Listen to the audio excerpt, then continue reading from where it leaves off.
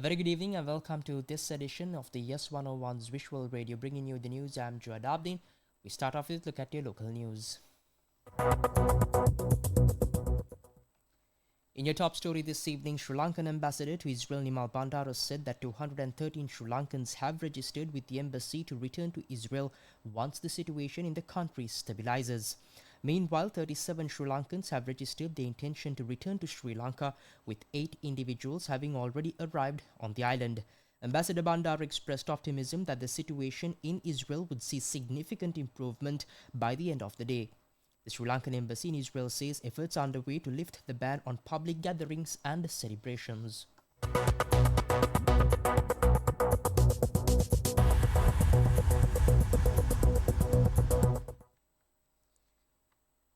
Ambassador Nimal Bandar also stated that several Israeli airlines have already resumed a limited number of international flights from Tel Aviv International Airport, with normal flight operations expected to resume today.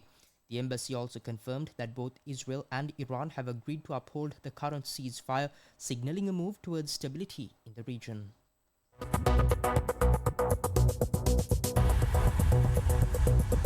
And shifting your attention towards more local news, the bodies of 2 young men who were shot dead in Torakola Middenia were discovered. The victims are aged between 25 and 30.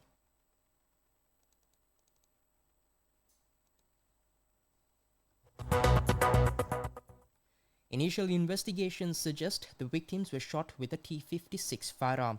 Their motorbikes were also found near the bodies. Police confirmed the murders took place early this morning.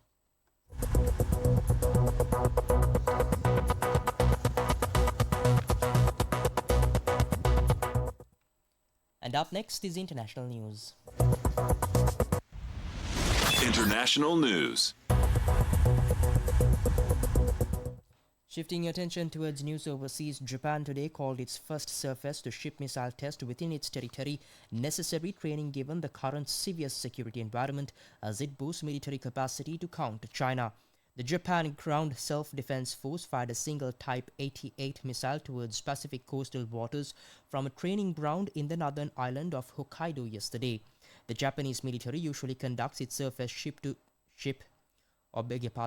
The Japanese military usually conducts its surface-to-ship missile drills at bases in the United States, but those training sessions are costly, with the number of personnel who can participate often limited.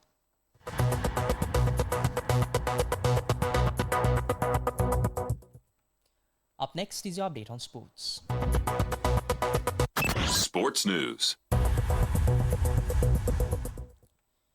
Shifting your attention towards sports, Australian teenage sprinter Gout crushed the 200 meters field in his first senior race abroad yesterday, bettering his own national record by 200ths of a second to finish in 0.02 seconds at the Ostrava Golden Spike. The 17-year-old ran a textbook race in his European debut at the World Athletics Continental Tour Gold event in the Czech Republic, crossing the line 0.17 seconds ahead of Cuban Rainier Mena, while Briton Nathaniel Mitchell Blake was third.